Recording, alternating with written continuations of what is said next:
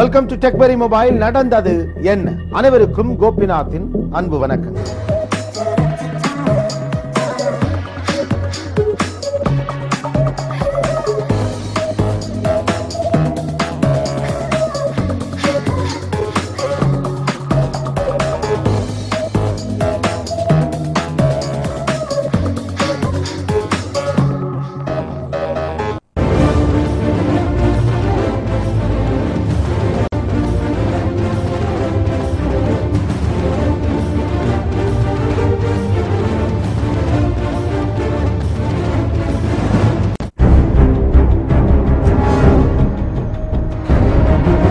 அது ஃபுல்லாக அது செக்ஸ் சம்பந்தப்பட்டது தான். உணர்ச்சிகளை தூண்டுற மாதிரி யோகாசனத்தை சொல்லி தந்திருக்காங்க. ரொம்ப கன்சர்வேட்டிவான நம்முடைய சமூகத்துல மிடில் கிளாஸ் பெண்கள் வர விரும்பாத துறைகள் அப்படின்னு சில துறைகள் சொல்லுவாங்க.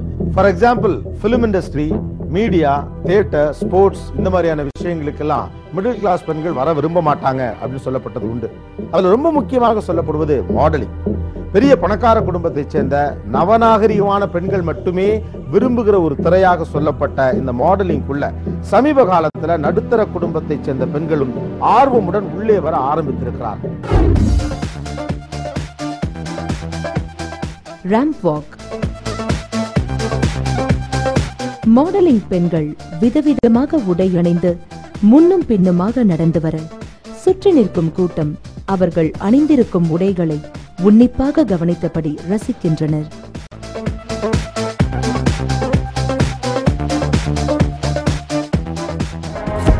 உலகெங்கிலும் உள்ள உயரமான, அழகான, நல்ல உடலமைப்பு கொண்ட பெண்கள் இந்த மாடலிங் துறைக்கு வர விரும்புகின்றனர். நாளுக்கு நாள் மாறும் ஃபேஷன் உலகில் டிசைனர்கள் உருவாக்கும் புதிய வகை உடைகளை அணிந்து அறிமுகப்படுத்துவதுதான் மாடல்களின் வேலை. அதிக பணம், புகழ் ஆகிய காரணங்களுக்காக உலகெங்கிலும் உள்ள இளம் பெண்கள் இந்த மாடலிங் துறையை நோக்கி ஈர்க்கப்படுகின்றனர்.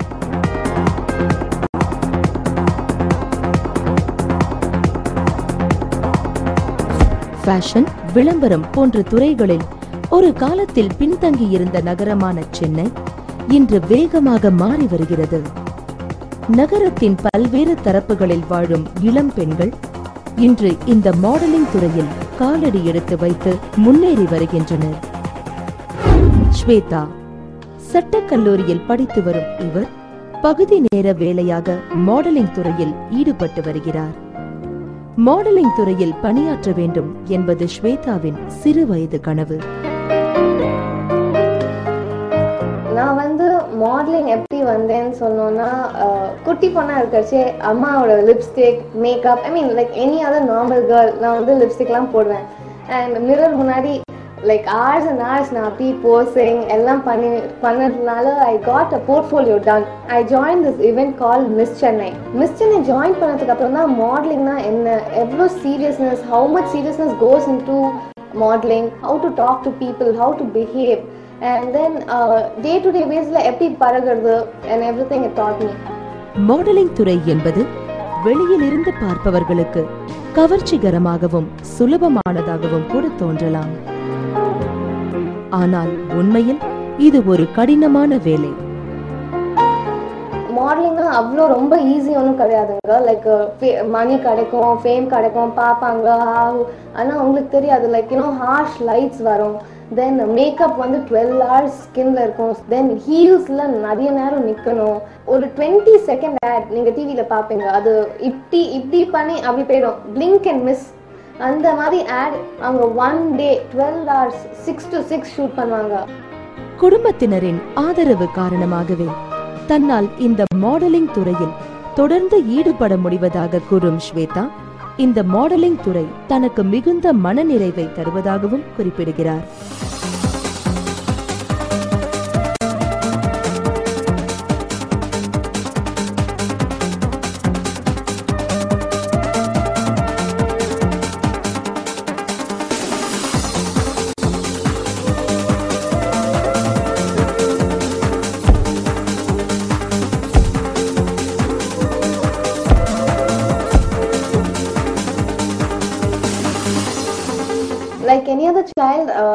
give something to my mom for her birthday. எனக்கு like surprise பண்ணணும்னு ரொம்ப நாளா ஆசை.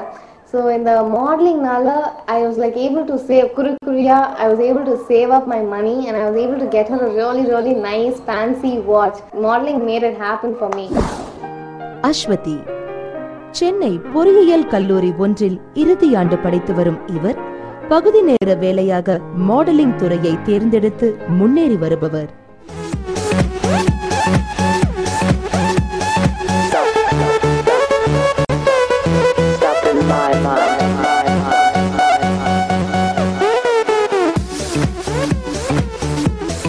மாடலிங்னா எனக்கு ரொம்ப இன்ட்ரெஸ்ட். ஆனால் என் பேரண்ட்ஸ் வந்து அலோவ் பண்ண மாட்டாங்க, ஏன்னா கொஞ்சம் ஆர்த்தடாக்ஸ். ஆனால் என் ஃப்ரெண்ட்ஸ் வந்து என்கரேஜ் பண்ணாங்க. ஸோ அவங்க நான் ஒரு டான்ஸர், ஸோ அந்த ஸ்கில்ஸ் வச்சு நான் ஜஸ்ட் ஒரு ஃப்ரெண்ட் மூலமாக ட்ரை பண்ணேன். இப்போ வந்து பார்ட் டைமாக எப்போ டைம் கிடைக்குதோ நான் ஃப்ரீ ஸ்டைல் மாடலிங் பண்ணிட்டு இருக்கேன். கல்லூரியில் படித்துக் கொண்டே மாடலிங் துறையில் பணியாற்றுவது கடினமாகவும் அதே சமயம் மகிழ்ச்சி தரக்கூடியதாகவும் இருப்பதாக கூறுகிறார்.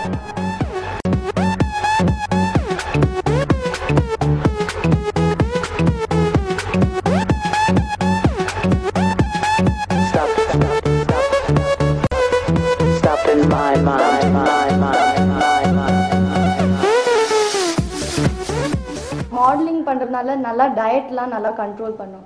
ஸோ இப்போ வீட்டில் பார்த்தீங்கன்னா அவங்க வந்து எல்லாமே ஆசையாக செஞ்சு தருவாங்க, அது சாப்பிடு இது சாப்பிடு அப்படின்னு சொல்லுவாங்க. இல்லை நம்ம ஃப்ரெண்ட்ஸோட வெளில போனோன்னா எல்லாம் சாப்பிடணும் அப்படின்னு தோணும். ஆனால் இந்த ஃபீல்டில் இருக்கிறதுனால நம்ம ரொம்ப கஷ்டப்பட்டு டயட்லாம் கண்ட்ரோல் பண்ணி ஃபேட் ஃபுட் சாப்பிடக்கூடாது, ஐஸ்கிரீம் சாக்லேட்லாம் சாப்பிடக்கூடாது அப்படின்னு சொல்லுவாங்க. ஸோ அதெல்லாம் கஷ்டப்பட்டு மெயின்டைன் பண்ணி தான் ஆகணும். பட் இந்த ஃபீல்டில் இன்ட்ரெஸ்ட் இருக்கிறதுனால அதெல்லாம் மேனேஜ் பண்ணிட்டு இருக்கேன். சென்னையில் மாடலிங் துறையில் முன்னேற விரும்பும் பெண்கள் மற்றும் ஆண்களுக்கென பல பயிற்சி பள்ளிகள் நடத்தப்பட்டு வருகின்றன.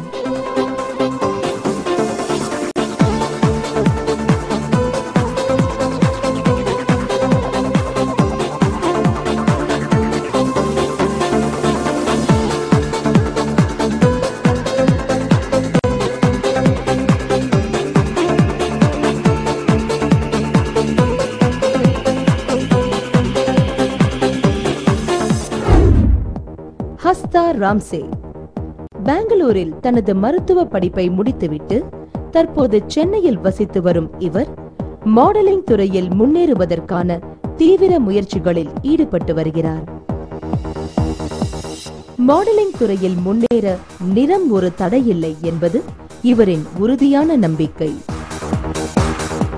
People generally said on my face, அவங்க நீங்க டார்க்கா இருக்கீங்களே, how will you shine in the field of modeling? But what I personally feel is, நான் பார்த்த வரைக்கும் உங்க எல்லாருக்கும் தெரியும், இன்ஃபேக்ட் உலகத்தில் எல்லாருக்கும் நயோமி கேம்பல் தெரியும். She is a dark international model, but she is a very beautiful lady. Confidence இருந்து plus confidence plus good looks plus great personality, இந்த 3 ஃபார்முலா இருந்தால் dark fair it doesn't matter. Modelling பயிற்சி பள்ளிகளில் மாடல்கள் எப்படி நடக்க வேண்டும், எப்படி தங்களை முன்னிலைப்படுத்த வேண்டும் என்பவை பற்றி மட்டுமல்லாமல் விளம்பர படங்களுக்கு தேவையான முக பாவங்களை உருவாக்குவது குறித்தும் பயிற்சிகள் கொடுக்கப்படுகின்றன. சென்னை கொடுங்கையூரில் உள்ள ஒரு நடுத்தர வர்க்க குடும்பத்தை சேர்ந்தவர் ஜானகி. கனவுகளோடு மாடலிங் துறையில் காலடி எடுத்து வைத்திருக்கும் இவர் ஒரு இளநிலை பட்டதாரி.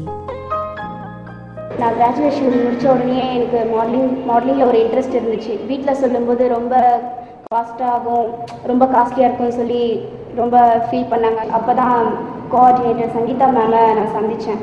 அவங்க வந்து எவ்வளோ காஸ்ட் ஆகும் அப்படின்ற டீட்டெயில்ஸ் எல்லாம் சொன்னாங்க. உடனே நான் 3500 கொடுத்து போர்ட்ஃபோலியோ எடுத்தேன். இப்போ வந்து நான் பயிற்சிக்கு வந்துட்டுருக்கேன். கூடிய சீக்கிரம் நான் ஒரு நல்ல மாடலாக வருவேன்ற நம்பிக்கை எனக்கு. சங்கீதா பாலன் மாடல் கோஆர்டினேட்டராக பணிபுரியும் இவர் சென்னையில் உள்ள மாடலிங் துறை பற்றிய தனது அனுபவங்களை நம்முடன் பகிர்ந்து கொண்டார். இந்த மாடலிங் துறையில் நான் 15 வருஷமாக இருக்கேன். நான் மாடலிங்னா ஒரு ஆபத்தான துறையாச்சே அப்படின்னு இருந்தது, மாறி வந்த காலம் இப்போ நிறைய பெண்கள் வந்து மாடலிங் வர ஆரம்பிச்சிட்டாங்க என்கிட்ட. ஆரம்பத்தில் வந்து வடநாட்டு பெண்கள் தான் வந்துட்டு இருந்தாங்க. இப்போ வந்து நடுத்தர பெண்கள் ரொம்ப கீழே இருக்கிறவங்க கூட வர ஆரம்பிச்சிருக்காங்க இப்போலாம். ஸோ அதனால் வந்து மாடலிங் இன்னைக்கு ரொம்ப நல்லா இருக்குது. அது ஒரு நல்ல குட் ஜாபாகவும் இன்னைக்கு போயிட்டுருக்கு.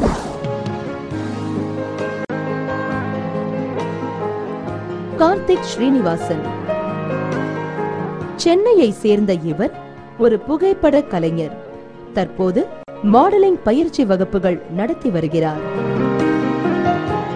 முன்னாடி வந்து பார்த்தீங்கன்னா மாடல் பண்ணும்போது ஒரு பொண்ணு அழகாக இருக்கும். நீங்கள் வந்து மாடல் பண்ணுறீங்களா கேட்டால் ஐயோ உங்கள் அப்பா அலோவ் பண்ண மாட்டாங்க, அம்மா அலோவ் பண்ண மாட்டாங்க, ரொம்ப it's a very tough time those days. இன்றைக்கி வந்து ட்ரெண்ட் கம்ப்ளீட்டாக சேஞ்ச் ஆயிடுச்சு. அது அப்பா அம்மாவே வந்து நீ ஏன் மாடல் ஆகக்கூடாது, நீ மாடல் பண்ணு, அந்த மாதிரி ஒரு இது வந்திருக்கு. It's good for the market. 2 years back ஒரு பொண்ணு வந்து என்ன பார்த்தாங்க, உங்கள் அம்மாவோட வந்து பார்த்தாங்க. She wants to be a model. But அந்த பொண்ணு பார்த்தீங்கன்னா ஃபஸ்ட்டு வந்து நேராக ஃபேஸை கூட பார்க்காது, ரொம்ப கூச்சப்படும், ரொம்ப she's good looking girl. But அவங்களுக்கு எதுவுமே தெரியல, அவங்களுக்கு என்ன பண்ணணும்னு ஒன்றுமே தெரியல. அம்மா சொன்னாங்க இந்த பொண்ணுக்கு மாடலான ஆசை இருக்குது, பட் அவங்களுக்கு என்ன பண்ணே தெரியல, கேன் யூ ப்ளீஸ் கைட். டெஃபினட்டாக சொல்லிட்டு நாங்கள் we took her as a challenge. Next day she is one of the top model. நிறைய shows everyday she shooting, everyday doing fashion shows. She is minting money. Other day பார்த்தீங்கன்னா ஒரு பெரிய car வாங்கிட்டு என்கிட்ட வந்து sir I got a car அப்படின்னு comes பண்ணாங்க. It's very proud of her. முறையான பயிற்சியும் தயாரிப்பும் இருந்தால் போதும். பொருளாதாரத்தில் எந்த பிரிவை சேர்ந்தவர்களாக இருந்தாலும் இந்த மாடலிங் துறையில் முன்னேறலாம் என கூறப்படுகிறது. மாடலிங் துறையின் வாசல்கள் இப்பொழுது அனைவருக்கும் திறந்துவிடப்பட்டிருக்கிறது.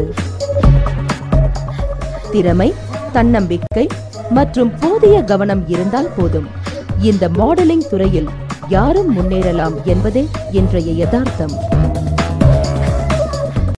ஒரு அனலிட்டிக்கல் பாயிண்ட் ஆஃப் வியூல பார்த்தா இன்னைக்கு ரீட்டைல் மார்க்கெட்ல இருக்கக்கூடிய கம்பெனிஸும் அல்லது சின்ன சின்ன நிறுவனங்களும் கூட விளம்பரம் அப்படிங்கிற களத்துக்குள்ள வந்திருக்காங்க. அதனால இந்த விளம்பரத்துறை அப்படிங்கிறது மாடலிங்கிறது பெரிய அளவு எக்ஸ்பாண்ட் ஆயிருக்கு.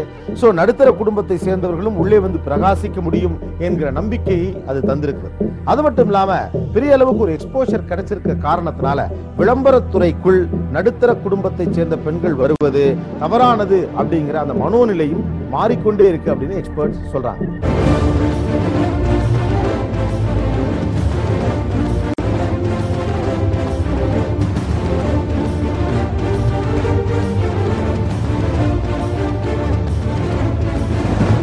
டெக்பெரி மொபைல் நடந்தது என்ன, குற்றமும் பின்னணியும் ஒரு சிறிய இடைவேளைக்கு பின் தொடரும்.